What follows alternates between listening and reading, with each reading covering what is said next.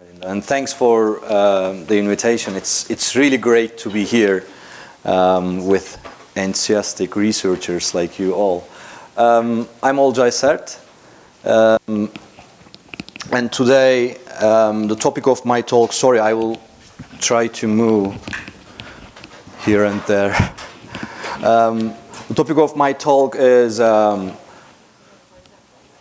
language learning and then tracking learning behaviors in classrooms using conversation analysis. So there is, I want to highlight classrooms here.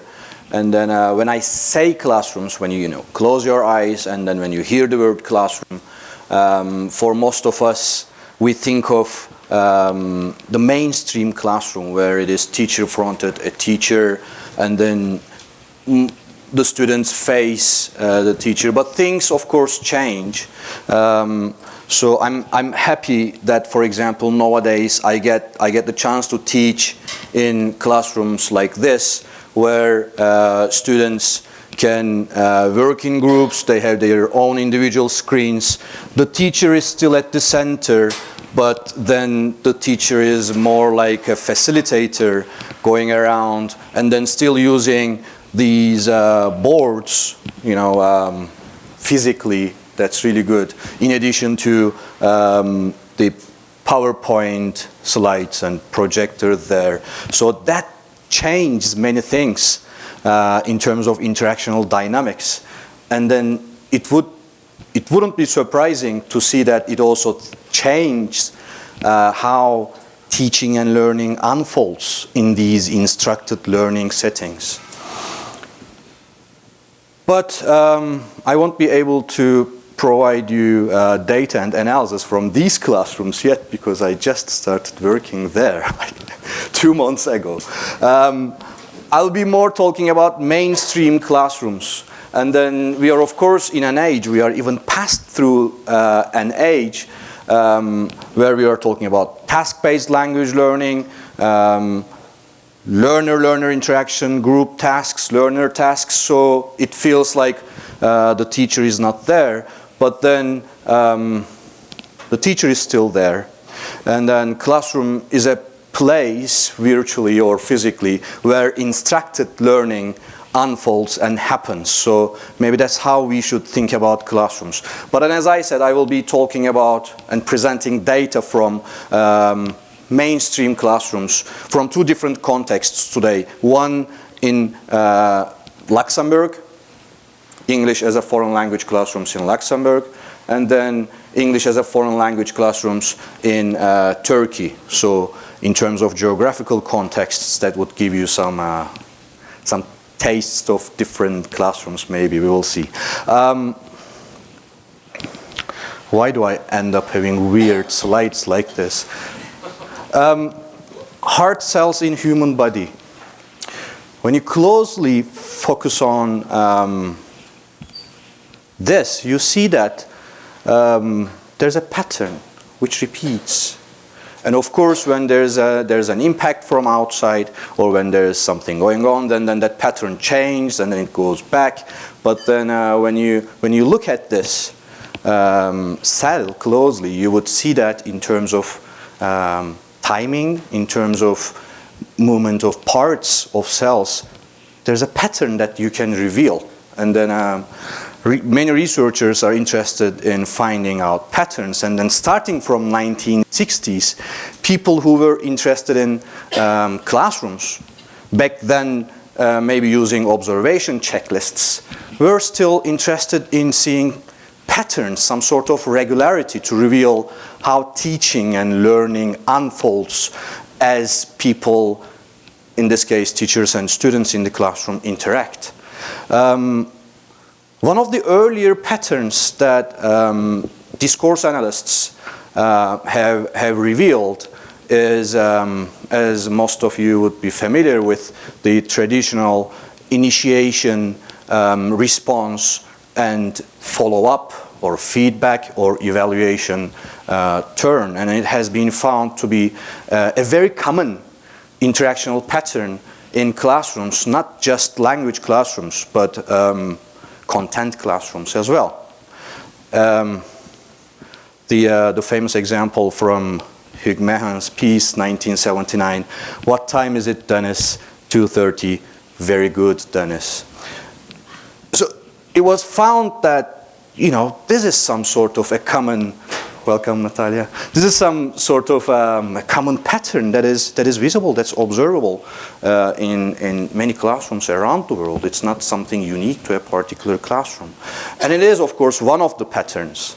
But then it's so common that wherever you go, when you are recording or observing mainstream classrooms, for example, an EFL classroom in Turkey, initiation comes here in the form of a question, then a response in the next turn from a learner, and then some sort of follow-up, sometimes feedback, sometimes evaluation, sometimes many different things, as conversation analysis researchers have revealed in the last 10 years, people like Johan Lee and many others who revealed that actually it's not always IRF, but still, an EFL classroom in Luxembourg, then initiation is there, a question from a teacher, then a response from a student, then an evaluation at the end.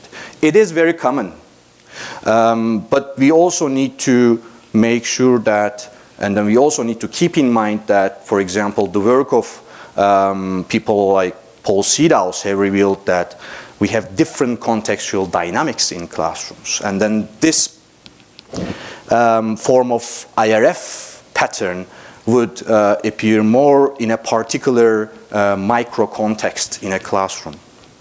But they are there. And then you see them. But when you are in language classrooms, that may become problematic if instructed language learning in particular is the only resource for let's say, exposure for language learners, then that's the kind of language you will be exposed to in long term. If that's what you are getting all the time, then you kind of end up with like say, an opposition between what's happening in reality versus what's happening in these classrooms. I mean, if you compare these two short extracts, which one looks real to you? You know, it's very obvious when you are walking on the street, when you ask a stranger what time it is, if you respond like, "Very good, stranger," that's not generally what happens in real life. So IRF also brought about that kind of limitation, if it's intense, if it's there all the time. But it is not always IRF. And it was, of course, dominant in many contexts, in many countries that classroom interaction have been investigated. But then research of people like Hans Waring, Christine Jeknik, and many others have revealed that we have learner initiatives in classrooms, for example, which are known also as inverted IRF. They change the whole thing, and then they create different opportunities for participation and learning, because it all goes back to participation and engagement. It's not very straightforward all the time. Let's have a look at this example, for instance, which is from an EFL classroom in Turkey. People are fed because they don't do anything. And yes.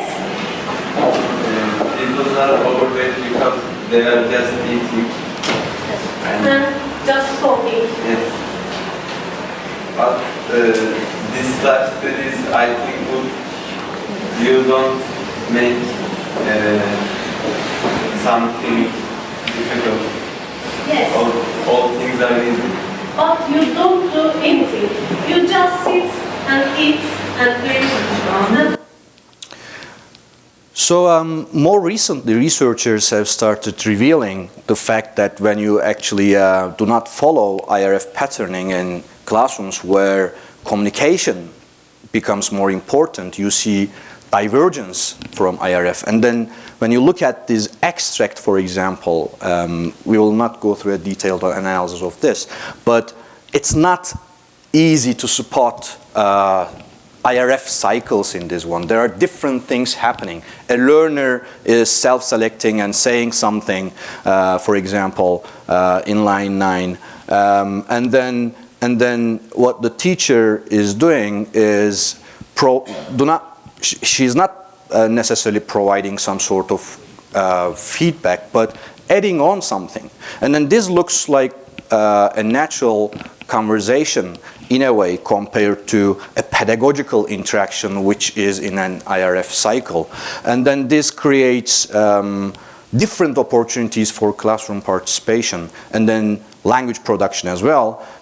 You end up with, for example, longer student turns, and then you see more wait time, for example. You see more examples of things like embedded correction here, where the teacher actually replaces the problematic word here, but does not stop and correct it in the form of providing feedback. So divergences from IRF, as it has been found, creates different learning opportunities. So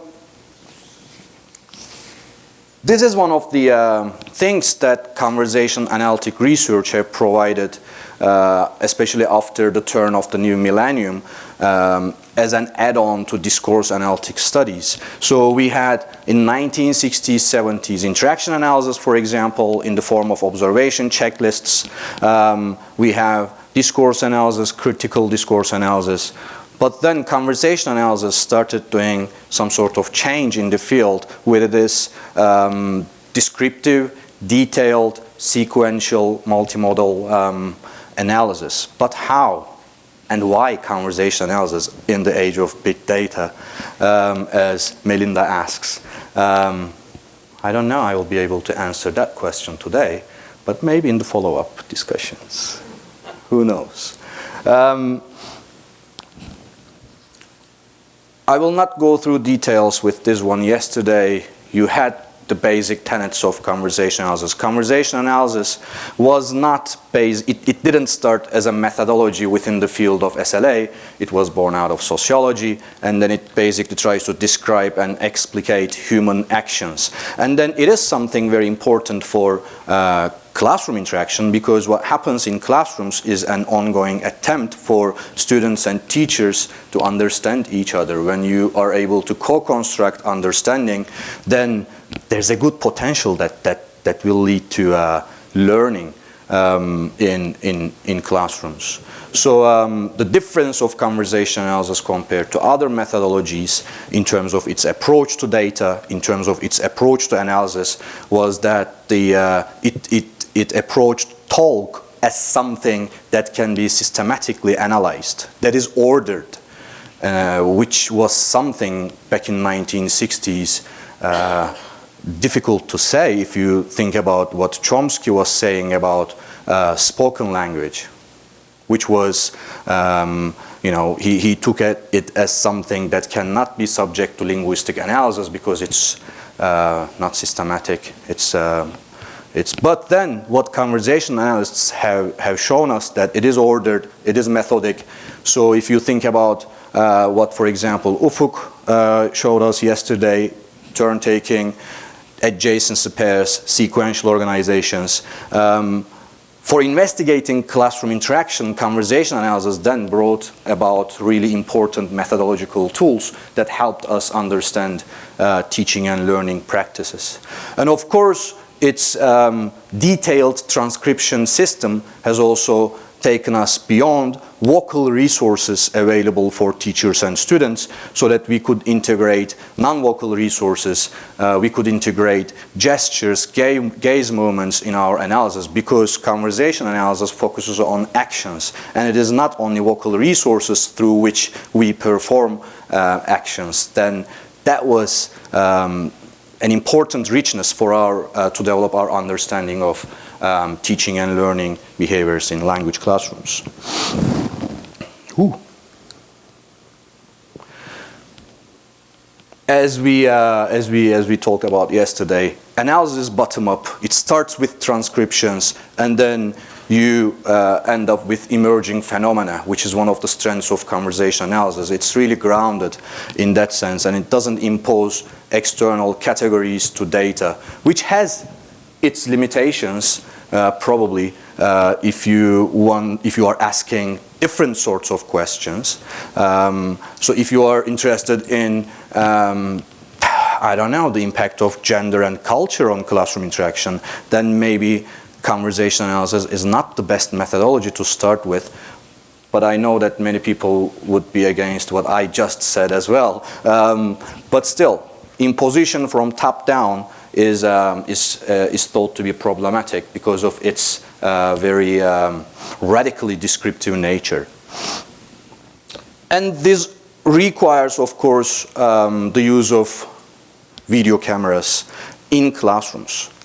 Now we talk about this, something very normal nowadays, thanks to researchers' attempts in the last 20 years. But if you think about 1990s, then you would see many people just reacting to this as a default, saying that, but if you bring in cameras, everything will change, and observer's paradox, and you know how it works. But my experience after recording classrooms for I don't know how many hundreds of hours now is that it doesn't make that kind of negative impact. And then there's more evidence actually for the fact that it doesn't have a major impact. Let's have a look at this short instance. And can you focus on this particular student here, who has been sitting there for a few hours with this camera recording, and then there are two more cameras in the other parts of this classroom. This is Luxembourg. Oops. Sorry. Well, where is it? In the centre of London, so it's a very central place, so it's easy for everybody. So there's always more evidence for the fact that actually the participants are not orienting to the camera, which is telling us something about, which is actually giving us a go-ahead as researchers doing conversation analysis or using other sorts of methodologies who are collecting data from classrooms.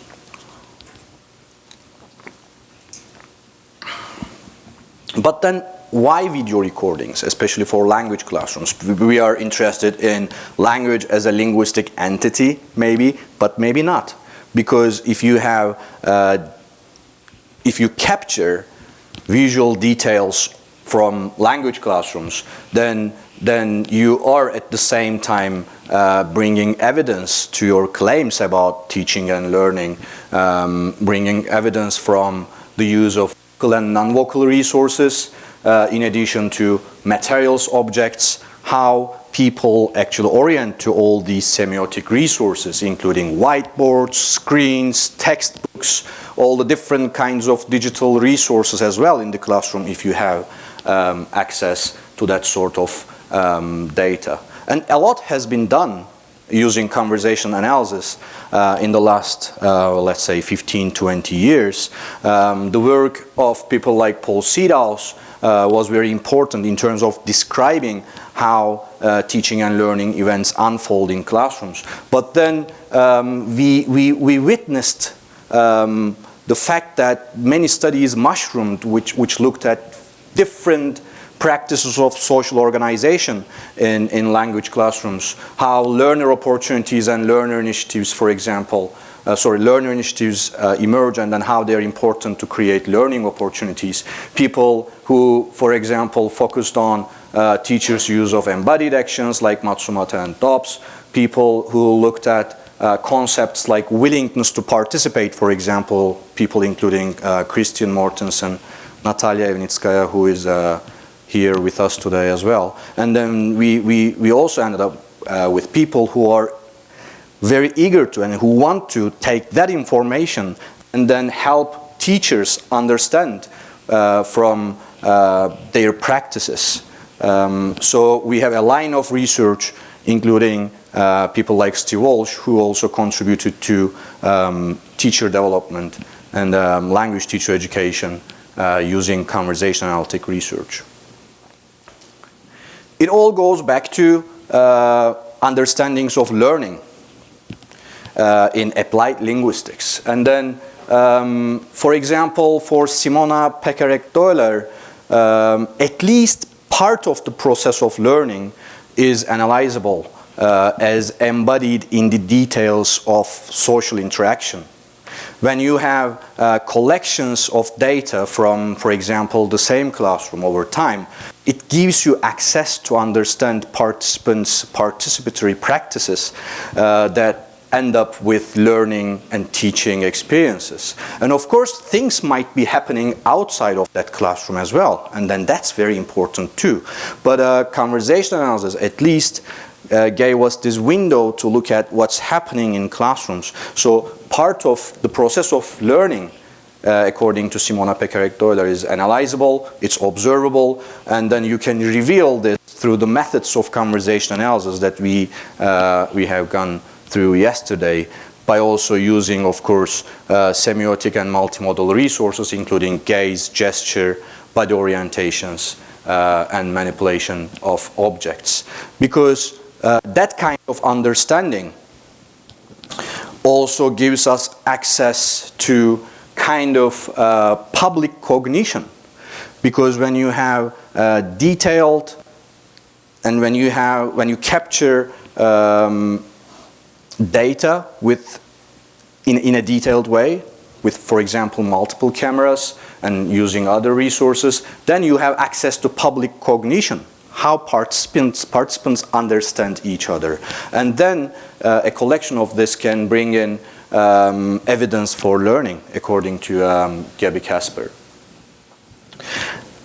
There are different strengths within conversation analysis, and then Numa Marquis' learning behavior tracking has been one of the important tracks for many researchers. I don't know if you are familiar with this paper, but Numa Marquis has suggested and developed a methodology which he calls learning behavior tracking, which starts with a learning object tracking, which involves tracking when participants deploy potential learning objects, and then that becomes a starting point for an analyst, which is followed by a learning process tracking. So using the tools of conversation analysis, you track the deployment of that learning object over time in a classroom or in another learning environment. This is also what Marquis and Seo in their 2009 publication call learning talk analysis. And today, I will try to show you two examples of this, one from a classroom in Luxembourg and then one from a classroom in Turkey. So the data that comes from the Luxembourgish classrooms, it's old data, it's 2010, that goes back to my PhD years. I was in Luxembourg for 1 year to collect my PhD data and then to work there at the University of Luxembourg. So this data set includes video recordings from 11th grade and then the 10th grade classroom, English as a foreign language classrooms using multiple cameras and then audio recorders. The example that I will show you comes from 11th grade, which is basically always a U-shaped, which was always a U-shaped class, which brings in different, of course, opportunities for participation compared to more traditional setup. So for those of you who haven't been to Luxembourg yet, it is here. It is a lovely country. It is a multilingual country. Luxembourgish, German, French are spoken in Luxembourg, in addition to all different languages, including, for example, Portuguese is very strong, and other languages too. And then you see that in English language classrooms too. I mean, it would be impossible not to see different languages emerging in an English language classroom. And then that exists in my data too, but that's not what we will be talking about today. In extract 1, I will show you, and then you have this extract on page 1. Do you all have, maybe not, can you, thank you. One there, may I? Yeah. One.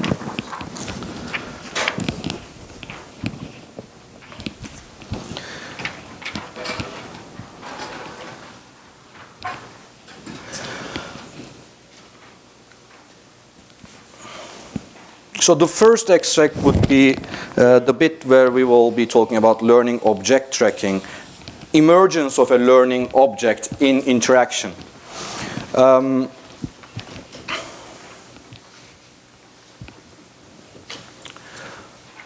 I will play this once, and then maybe you can have just individually 1 minute to go through it to understand it better, and then I will try to point you to which part of the extract I'm talking about.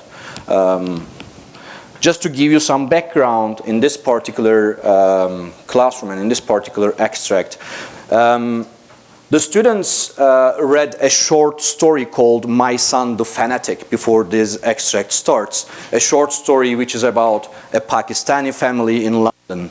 And then the teacher is creating some sort of activity by bridging similarities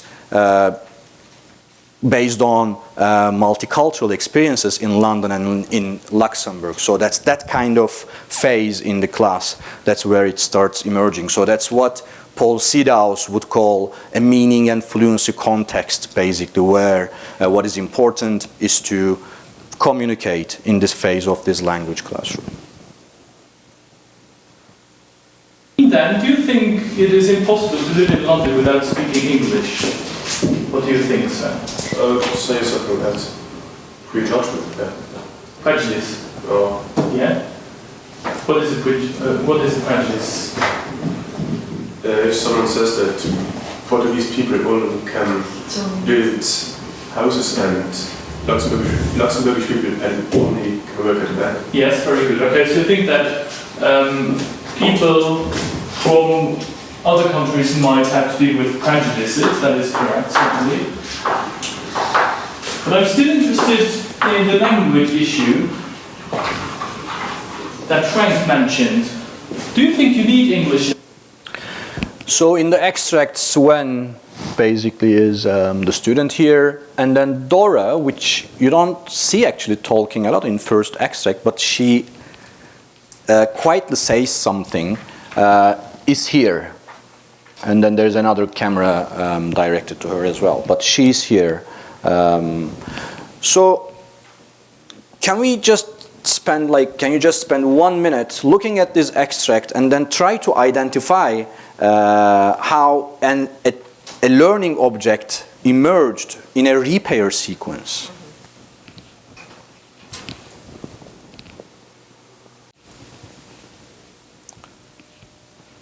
Right, was that easy to identify, that repair there? What is it?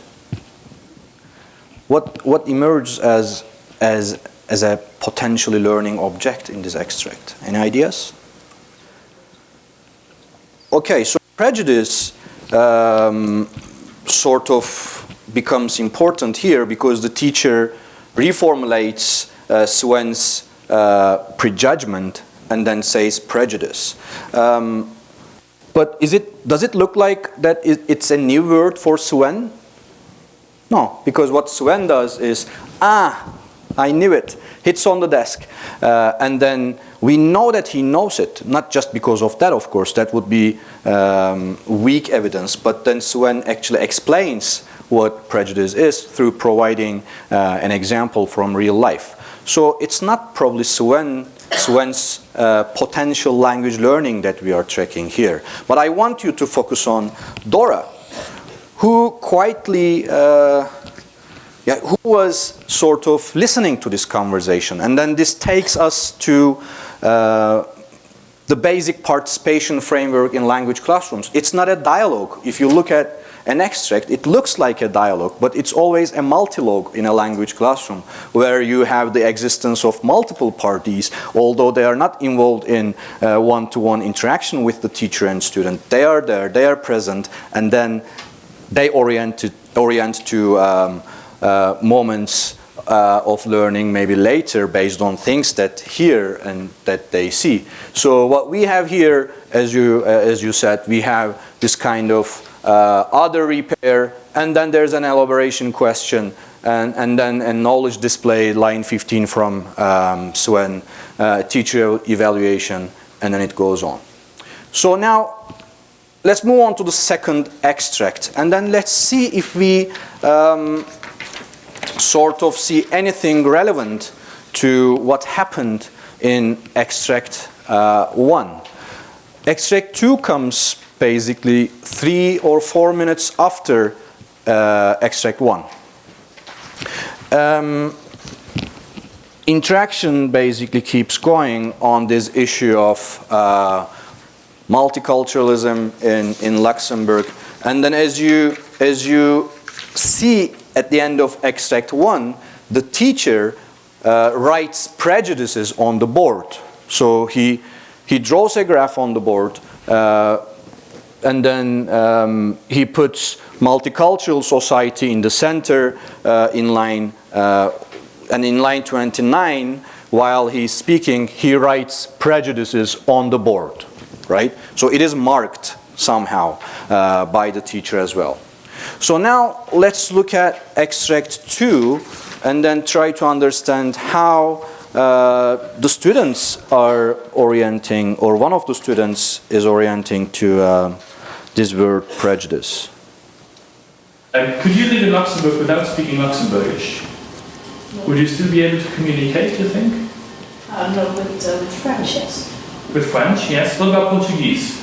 Are there a lot of people who understand Portuguese in Luxembourg? Yeah, all the other Portuguese in Luxembourg. Yes, exactly. Okay, so within your community, you are able to communicate Yes, but very efficiently. But not with the Luxembourg, only with the community and the people of your country where you are from. Very good. And Yeah. then it gives then it's the case of the prejudice. Yes. Then, because Luxembourg say all the Portuguese are all in the group and they don't ownership of dignity. Now, I will play the last bit again when she's producing the word prejudice, and if you can try and see her body language from this camera, that would be really good. So let's see. Very good. Yeah. Then it gives then it's the case of the prejudice. Yes. Then, because Luxembourg say all the Portuguese are all in the group and they don't ownership of dignity. So when we look at extract 2, do you think that the student and the teacher are orienting to this as a new vocabulary item, for example? And then how does that evidence come from? And then I'm specifically talking about like lines 23, 24, 25, 26.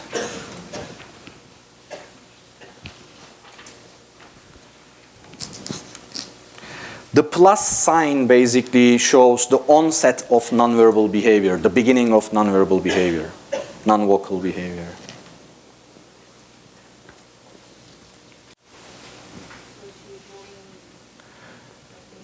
She's orienting to the board in a way, right? Mm-hmm.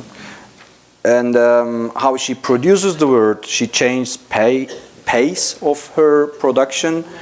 She produces each syllable separately, and then she looks at the board, and then the gaze direction changes as well. So here you go. It gives then it's the case of the prejudice. Yes. And then at the end of, in the final syllable, she turns her gaze toward the teacher, which is like, did I use it correctly? kind of checking and asking for confirmation, right? We understand that she's asking for confirmation because in the next turn, a confirmation comes from the teacher, yeah? So next turn proof procedure in analysis. And then this is basically a series of extracts which is available on chapter 3 of my book. But then the basic idea is that this is an example of how you can track language learning behaviors. And then in order to understand that it is an orientation to learning at that moment, you cannot just focus on the use of words. You have to consider gaze direction, change of gaze. I mean the students, for example, looking at the teacher at the final syllable to check for check for confirmation, to ask for confirmation, and how she changed the tempo of her talk. So silences around the production of that word, looking at the board at that very moment, orienting to this as a learning moment. And then tracking that gives us rich insights using conversation analysis to understand how learning is co-constructed in this particular context. Right. So there are studies which use learning behavior tracking initiated by Numa Marquis. There's a very recent article, an interesting piece, for example, published by Eric Hauser in Modern Language Journal in 2017 using the same methodology. So conversation analysis has this has the tools to reveal orientations to learning by the participants themselves, therefore bringing an emic perspective to our understanding of learning. It is a strong tool to describe how it is co-constructed in interaction in classrooms. And people have been looking at, also have looked at, for example, development of interactional competence as well as part of learning. And then Simona Pekarek-Doyler's work back in 2010 was an example of that. We have John Hellerman's work, Social Actions for Classroom Language Learning, published in 2008. And we have also work that comes from contexts which are not classrooms. All pair contexts, for example, in Simona Pekarek-Doyler's and then Evelyn Berger's work. So a window to the development of interactional competence is also provided with the work of conversation analysis, with the tools of conversation analysis as well. As Numa Marquis rightly puts, developing interactional competence in a second language includes but goes beyond learning language as a formal system. You have to consider all different semiotic resources that are available in that very context to bring evidence to language learning. When we go back and then look at this extract again, so we were focusing on how the student is producing this word. That's very important, but it is co-constructed. The teacher is doing something as well, right? The teacher is there. The teacher some sort of also gave this opportunity for the student to speak, to learn in interaction. He established a meaning focus. He asked elaboration questions. He provided enough wait time between utterances. He reformulated the students' answer. So maybe less direct and corrective feedback, leaving the floor to the student when there is an overlap, for example, line 17 and 18. The teacher is doing a lot of work too. I know that we shouldn't analyze teachers and students in isolation, but then here you go. We have to give the credit to the guy here. Minimal teacher responses, so hence ending up in the production of this word by this particular student, and then she uses that again in another class after, so we have longitudinal evidence for language learning. There's also a line of work which focused on what teachers do to create these opportunities for language learning and opportunities for student engagement and participation, because student engagement and participation becomes key in language learning. That's what research has shown us. So there's a line of research which has described a phenomenon called classroom interactional competence, focusing on teachers, how teachers create opportunities for language learning that are convergent to pedagogical goals in language classrooms. And then research since 2006, first initiated by Steve Walsh, and then we have different examples of longitudinal tracking of classroom interactional competence as well.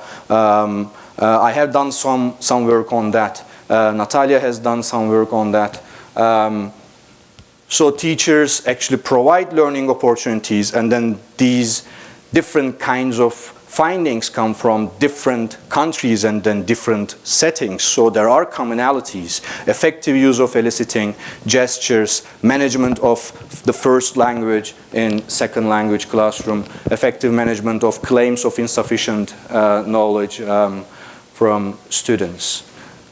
Now, the second example that I will show you, again, we'll look at the emergence of a learning object, this time in a Turkish language classroom, using data based on a database with pre-service language teachers, so pre-service teacher education. A teacher who has gone through a training on classroom interactional competence, and this comes from, actually the data comes from Ankara, Hacettepe University. And then this is her first classroom after she goes through training. Now I will not bring evidence to learning of the teacher. That's another topic, that's another presentation. Maybe we can do that somewhere else.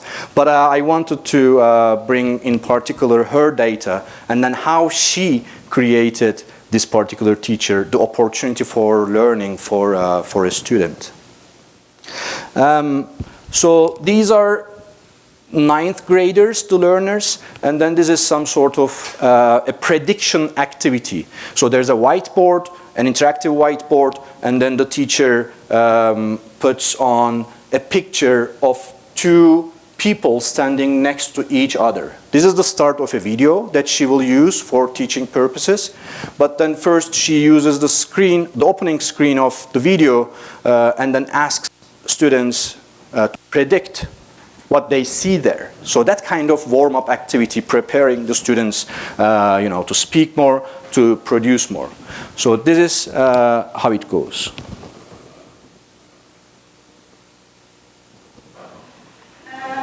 Do you think they know each other? Do they know each other? Each other means each other. Each other. Do they know each other? Yes. I don't think so because they're not talking. They're not talking, yes. They don't know each other. Do they know? Maybe they are in a bus station. They're waiting for a bus. Yes. They're in a bus station. Now, can you please look at extract 3 now, and then again in a repair sequence try to observe how a learning object emerges. And then I want you to also observe this time the gestures of the teacher as well, in particular hand movements. Do you think they know each other? Do they know each other? Each other means each other. Each other. Do they know each other? Yes. I don't think so because they're not talking. They're not talking, yes. They don't know each other. Do they know? Maybe they are in a bus station. They're waiting for a bus. Yes. They're in a bus station. Right. So it's kind of obvious, but what kind of learning object have you observed in this one? And then in what kind of repair sequence did it emerge? that one. Is there something happening in terms of production of the word each other as well? I didn't use phonetic transcriptions here, but then the pronunciation of each other, as you also probably have noticed as well, was different. So what the teacher does here is basically providing a reformulation in line 6 in a way, and then that ends up in a kind of what some people would call a minimal uptake. The student is repeating this time another version of the same word, each other, which is closer to how the teacher pronounced it, right? But then even before that, how did this emerge? Line 4 is quite interesting. Each other means, so when the teacher asked a question to start a pedagogical activity, one of the learners steps in, self-selects, and asks a question. That's the kind of learner we want, right? This is a learner initiative. And then research on learner initiatives is very important. The kind of research, for example, that hands-on working has been done recently in the last 5-6 years. Learners becoming agents of their own learning. And then there are claims in literature from many different people, including people like Sarah Mercer, saying that learner agency is very important for learning. And then we see a micro example of learner agency here. Let's see what it leads to. And this is a stressful moment for new teachers, for novice teachers. This is her first teaching experience. And then what she does is she, in less than a second, responds back by doing something. And then after that, she engages in a vocabulary explanation sequence. She gives an explanation saying you and me, but at the same time, she uses these gestures while explaining the word. What this ends up with is what Heritage would call a change of state token, like, I got it. Kind of a display of understanding, but this is not enough evidence for learning or understanding, because we need to go beyond claims of understandings and then look at demonstrations of understandings, which are in the form of reformulations, for example, or using that particular word in a new syntactic format, in a new form. Right, so what happens next is the teacher goes back to her agenda, to the main question that she asked. So that was some sort of a sidestepping from the main activity and then going back to the main pedagogical activity. What she does, she maximizes student participation. She makes sure that the students speak. And then she reformulates, for example, students' utterances rather than providing corrections immediately, a kind of practice that you would see in more grammar-focused or form-focused activities. She's not doing that. She's providing space for students. This is what also Steve Walsh calls shaping learner contributions. You know, when you hear something from a student, do something with it and then send it back to the student so that will lead to further production from the student. And this is kind of what happens here.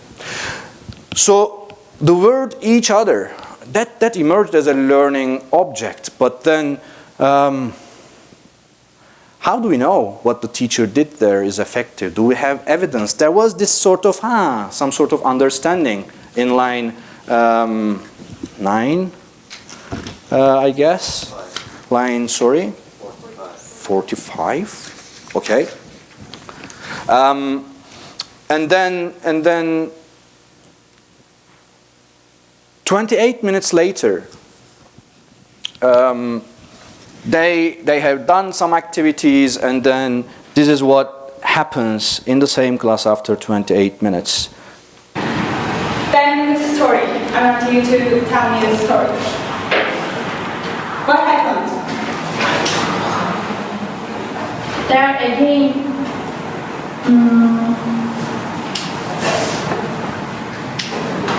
the see each other. That's a translation. Yes. Yeah. What happened next? I'll play this again, and then let's have a look at the extract later. Then the story. I want you to tell me the story. What happened? There again.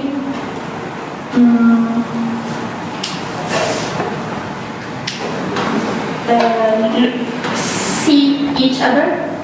That's a translation. Yes. Yeah. What happened next?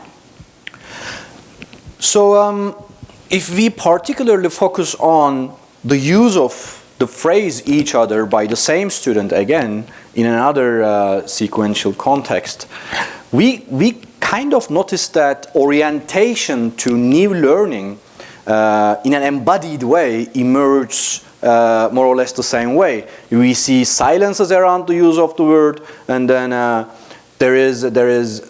teacher waits, the teacher orients to this from that perspective as well. We have, for example, again, rising intonation at the end, asking for the approval of the teacher, and then that approval comes in an embodied way, both with the nod, and then the teacher basically says yeah as well. So we kind of see similar things happening when you see emerging learning practices, basically, when you track language learning behaviors. Going back to what Simona Pekarek-Döhler has said, we can observe part of learning. Learning is partly analyzable as it is embodied, that's very important, in the details of social interaction. As in this case, students orient to materials in the classroom, students orient to what the teachers say, vocal and non-vocal resources, using their body gestures.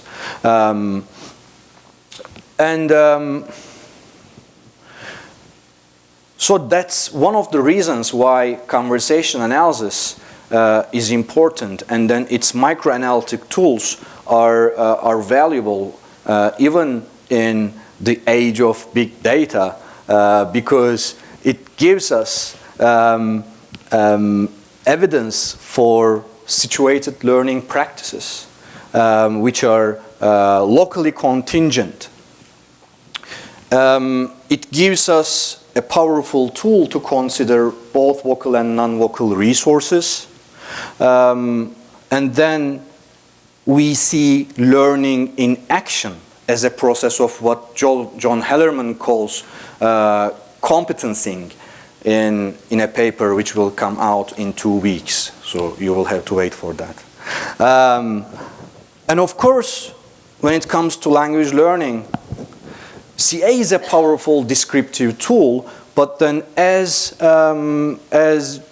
John Kelly Hall puts it, when we make arguments on competence and then learning, we also may need to reconsider objects of learning as well, and then how we define them, and then how we also help teachers and teacher trainers in long term. And then this focus on the objects of learning in the time to come in future research has also been something that was taken up by Douglas Fir Group in 2016.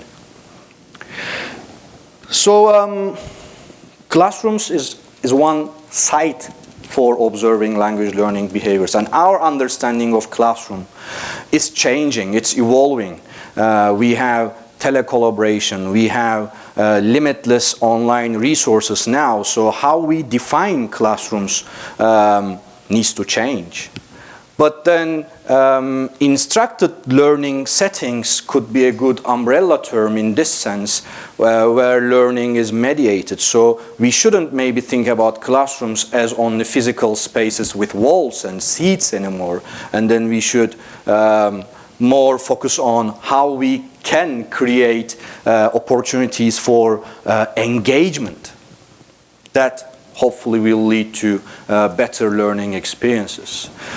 And then that learning can emerge in the wild, outside of the classrooms, and in classrooms as well. Combining both is a good way to look at what will happen in the future. And then building databases of natural interactions and then working on those large databases can give us further access to how opportunities for learning emerge, so that we can feed into materials for language teaching, we can feed into teacher training, etc. Comparative CA, again, what Numa Marquis has called, there is, I don't know if you have seen that, there's a let's say, section of language teaching journal called Replication Studies. And then Numa Marquis has published a paper in that journal calling for research, which is labeled now as comparative reproduction research. As you probably are very familiar with the fact that in qualitative research, replication is a problematic idea. But then this is what CA kind of does. And then he explains a method for doing comparative reproduction research, which will help researchers compare findings from different classrooms in the world that can then lead to generalizations based on evidence provided by CA that will help teachers and teacher training. Taking classroom data for teacher training purposes is a way to go, and then there are people who are doing this already, and I think that brings in opportunities for teacher training in the future as well. And then also there are many of us using CA who are also looking for marriages between CA and other methodologies, including usage-based linguistics and corpus linguistics. There are attempts to do that. And then there are inherent problems, of course, to handle that. But then as our databases are growing, I think there's a good opportunity for us to make claims based on these larger databases, still using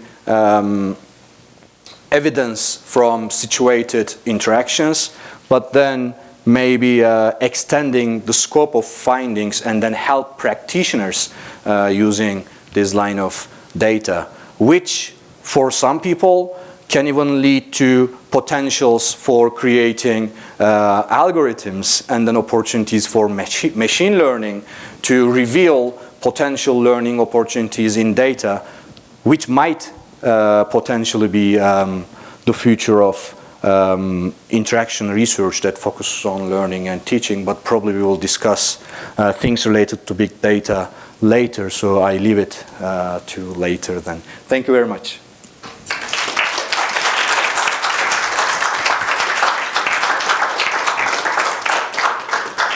Any questions and comments will be welcome. Thank you for that very stimulating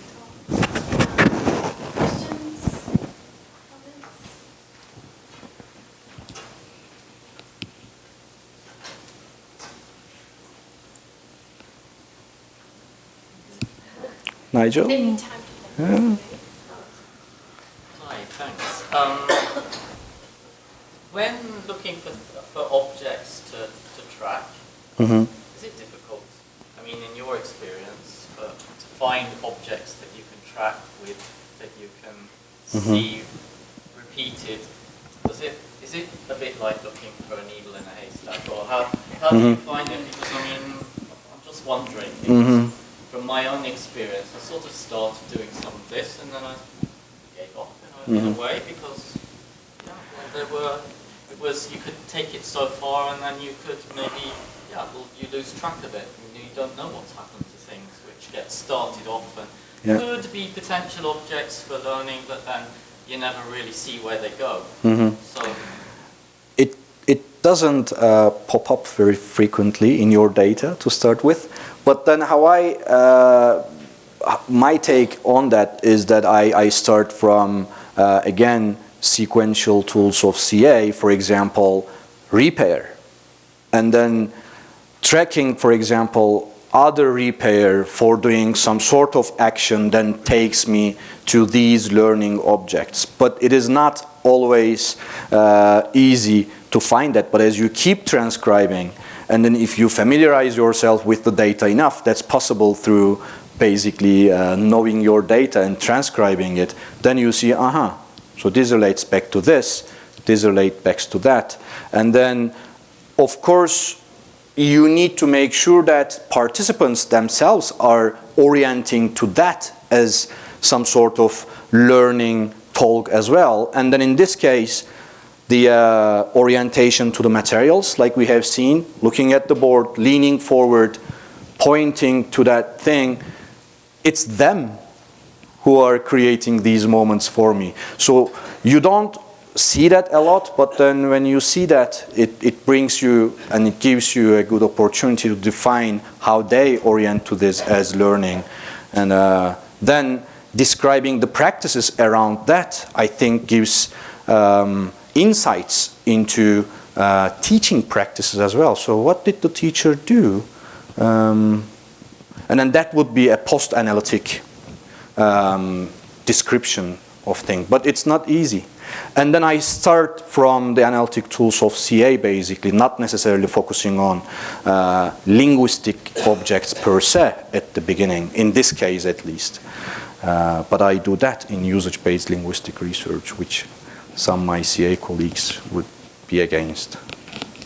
Yeah? I have a question related to this, and it's thinking of my own, some data I have right now. What about the creative use of language? I'm thinking of some 7-year-old kids who heard several different phrases. Don't eat chocolate, don't eat pizza, because they were studying healthy habits. And they were usually being asked to sit on the floor for activities. So when the children were then having to say things they had learned about healthy habits, one child produced, don't eat on the floor, which had never been, was not, it was not one that was ever given. So where do you find the evidence to show that this came from? It might have come from outside. Exactly. And then it's difficult to track that. I mean, you can track forward, but not back in that case. Then you need to then wire people inside and outside of the classrooms. Then we have access to that data, but that's very difficult. We have months of data, and then you see something that you were convinced that you know. Yeah, as Simona said, only part of learning is analyzable and observable, because it's the data that sets us limitations for that. And creativity itself is a very difficult thing to describe and analyze anyway. I would get lost.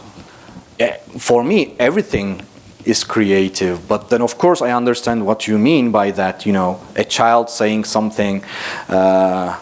But then in particular multilingual classrooms, I see many instances of creativity. And I know that, for example, people like Azda, who work with little children, Azda Cekaite, she has written a couple of things on creativity and on how it emerged in interaction.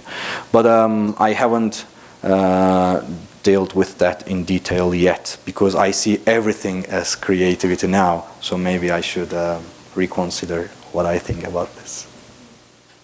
Can I comment on that? Maybe there might be a usage-based explanation to that, because in terms of construction and in terms of the social action happening there, something forbidden, something which would not be approved by the parents. So it is kind of transferring that social action to a new context. So that might be something trackable in the data. Yeah. Yeah, so Soen Eskildsen and Johannes Wagner has done something recent, and Soen Eskildsen's work recently looks at those action form pairings and then how they re-emerge in morphosyntax, and then tracking, as Ufuk said, the usage of a particular grammatical use, and then how it evolves over time can give some ideas on how that particular word emerged. But again, as long as you have access to data.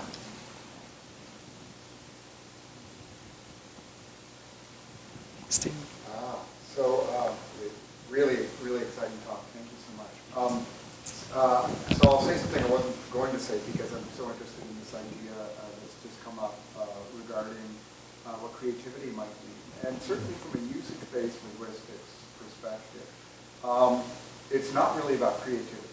It's about recombinatory possibilities and about constructions and repetitive. I mean, in a way, usage-based linguistics, and even I think CA would probably endorse this too. If you're talking about recipient design, you need to produce utterances that are recognizable. Right? I mean, that's the whole point. Yeah. And producing recognizable utterances necessarily means mitigating the creative potential of doing anything you want. Right? So ideally, if we're talking about language learning in particular, we talk a lot about convergence with expert speaker. Let's leave native speaker off the table here, but expert speaker norms. Right? So I mean, I'm not trying to pick apart this idea of creativity, but creativity is a tricky concept. Yeah. Right? So really good language learners might be seen as not creative, but actually mirroring and imitating appropriately and in temporally and contextually specific locations the kinds of semiotic activity that experts engage in with regularity. So again, there's been some debate in the literature around how to understand usage-based linguistics, because in part that's premised on this idea of conforming with broadly shareable norms, and certainly CA arithmetic methodology with recipient design and accounts and all of that. It's about exercising limited human agency over conditions of surveillance and expectations of normative behavior. Right? Yeah. And regrettably, I actually think that's the way the social world works. Yeah. Right? But, it is. But so because creativity sometimes is bandied around as this miraculous, wonderful thing, but I think we spend a lot of time trying to avoid being particularly creative and trying to mirror it. So I guess I have a different question entirely based on more of the talk, but this came up. So where do you sort of situate yourself? In terms of what we're just talking about here, this idea of creativity and this idea, the Melinda's example. Yeah. I believe that we basically learning emerges out of use and then repeated use as well, and then in that sense it's very well connected to what you have said in terms of what we do. Actually, we don't become creative, but then we use language in a contingent way, in the say the things or do the things, let's say, not say the things, do the things at the right time. So it includes timing of production of utterances and actions, and then it includes grammar of the language, linguistic resources at the same time, embodied resources. So it emerges out of usage, and then that's why also each contribution to interaction has the potential to be creative in that sense. So because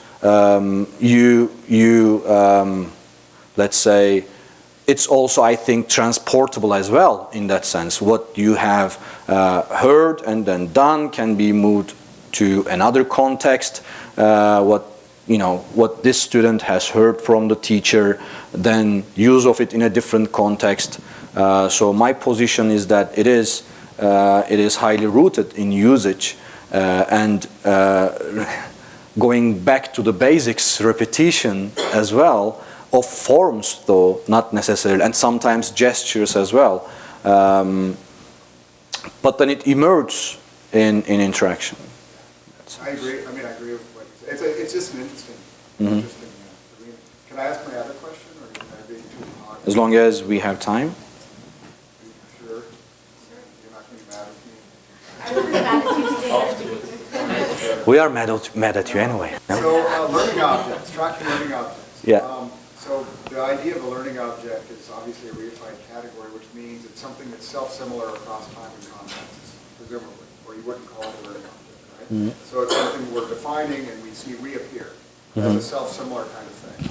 So learning, though, is about change and about transformation, and about the quote-unquote learning object that might appear at one point actually being something quite different at another point. So I guess it's Yeah. almost a philosophical question.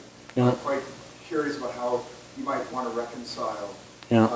the reappearance of something that might be similar, but it might have different morphology or different character or quality or a different sequential position, right? So is it really the same thing? Yeah. It is not really the same thing because each use of it is a reuse of it. And then when you track learning objects, generally the first time when the use emerges, after a short time, for example, these are the examples that we have seen. You know, I'm not talking about the next turn, but after 20 minutes, for example.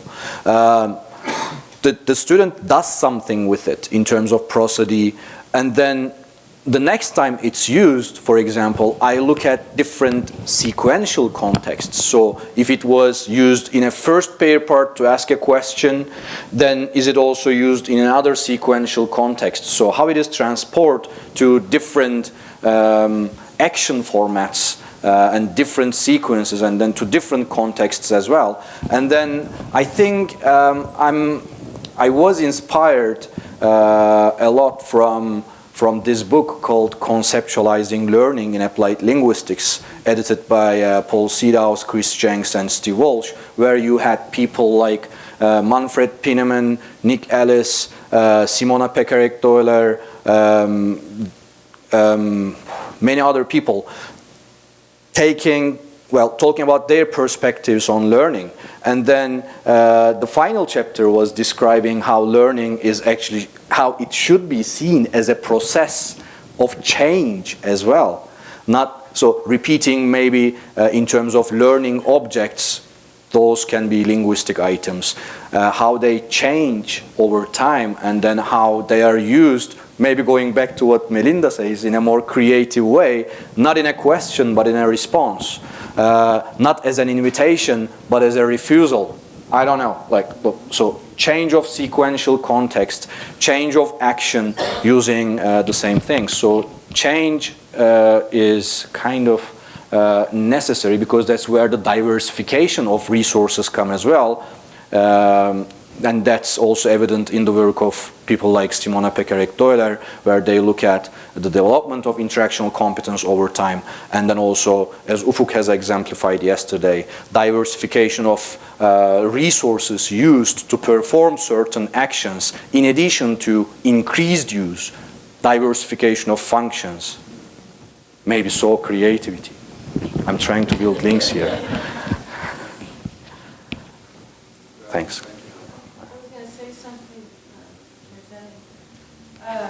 Last year I had a student birthday and they were doing a little type of unit, and it was about sexual reproduction. And the kids were probably about 12 years old, and you can imagine that topic, and she's near. So they went through the lesson, and afterwards, well, she was like a leader, and the little kids, the little clown in the class, was saying, Dorothy, I like sexual reproduction. Don't you like sexual reproduction? And they were saying, I especially like sexual reproduction, and they used all the vocabulary.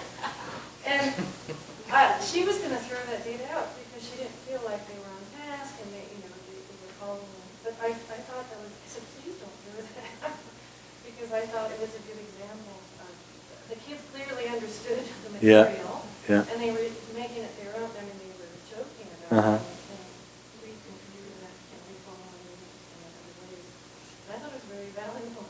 It is. But I thought that was an example of just repeating it, but in their own type of participation framework and all that. And also integrating humor in it as well, in a way, in that sense. And then that's also an interesting line of work where you can link humor and creativity in terms of language use and then repeated language use in that sense. That's definitely something interesting to look at. It's just I thought that her orientation to it as I felt that she had thought the lesson had failed, because they weren't paying attention, she felt, or going along with the type of discourse she expected.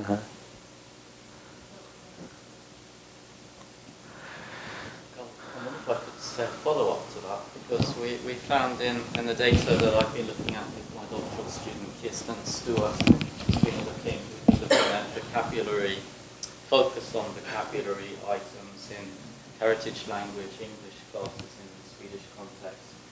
And we've discovered that those sorts of moments, when the students start joking with the words which come up and are focused on, that's where it becomes fun. It's where they are getting a bit, they're actually you can see they're enjoying the class, because they're picking up these items and doing things with them, and they're joking around and they're finding each other amusing. And I think it's actually something that's needed and often missing from our classes, that they're using language and having a bit of fun at the same time. It's something we've made something of it. Well, we're trying to make something of it in the article that we've just written. Which is coming out soon, right? Well, you know, maybe tomorrow we will see it in one of the slides. Is that what we sent to you? I don't know. I just wanted to comment on one other thing. You mentioned very, very early about the role of video cameras, which are kind of so prevalent now, because everyone has them in their phones, etc., and that people accept them. But what we found in some of our is here, that I'm thinking of something she has, and also from the same that I mentioned earlier, how the younger children oftentimes actually orient themselves towards the camera. I've got shots that you don't notice when you're in the class, but later when you're looking at them, obscene gestures. The 6-year-old was doing total obscenities to the camera. Or they can't get the attention of the teacher talking to the camera, or if they're not liking what the response they're getting, for example, from Celia, they didn't like what she was saying to her. The child turned to the camera and replicated to the camera instead of her, because she was teasing him about liking the Swedish girl. So you do see as well that the camera becomes a participant, one more participant in the class, and interacting. I think, and I'm going to speculate, of course, here, but based on personal observation, the image of self, and then self-presentation, and then my data comes from 2010. That is old days. We didn't have Instagram. We didn't have the word selfie back then. And then now we are basically seeing a generation grow with the idea of posing as a normal thing constantly as a daily practice to cameras. And then I think it's very normal to see the extension of it in the data collected. And that there's a good research paper there, I think.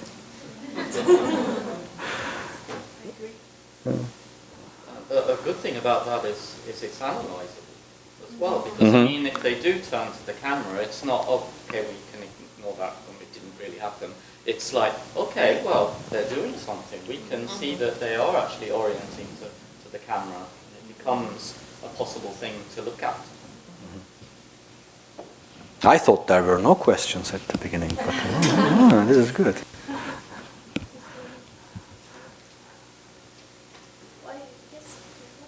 Can I play devil's advocate? Of course. I mean, CA is good at looking at sequential analysis. So, is it okay to just jump from one context to another and then say this is the same thing? Or, well, we've already sort of said it's maybe not exactly the same thing, but I mean, is this reconcilable to sequential analysis of the type that we were talking about yesterday? I think,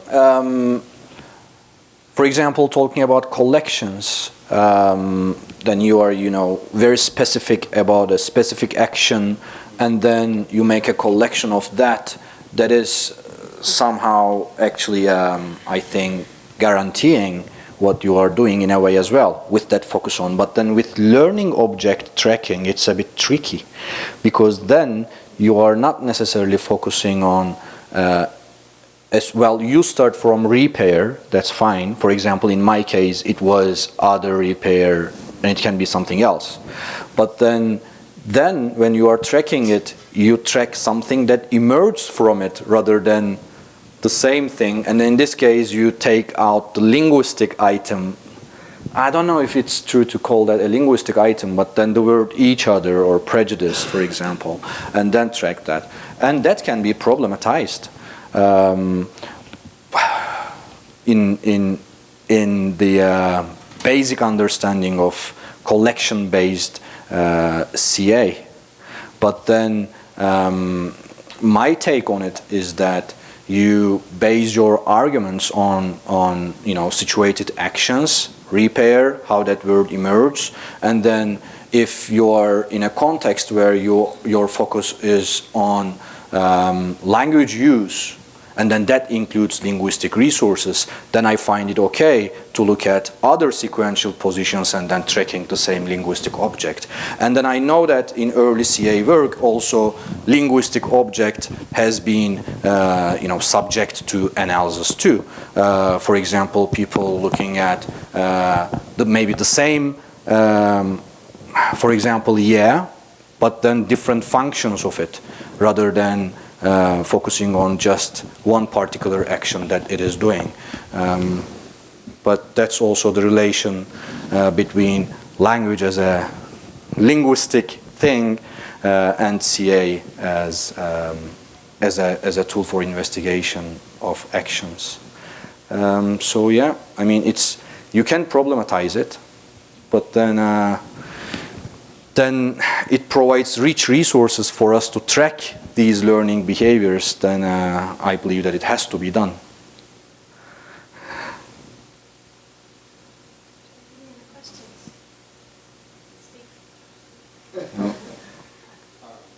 I want to make one comment, which is I am never going to say prejudice again. I'm going to say prejudgment, because that's what prejudice is. Right? It's judging based on some a priori conception of right or wrong that's entirely culturally and historically informed. Right? Prejudgment is a beautiful word, I think. New word. This is a neologism. Prejudgment. Yeah. All shift from saying prejudice to prejudgment. And then there can be a language transfer issue there as well with the linguistic background of the students when producing prejudgment. But I cannot speak Luxembourgish, so I don't know. But it's a beautiful word to use. But then the teacher reformulates it. Yeah, yeah. It is. It is creative. Creativity didn't exist. That was 10 minutes ago. The object tracking. Okay, thank you very much. Thank you very much.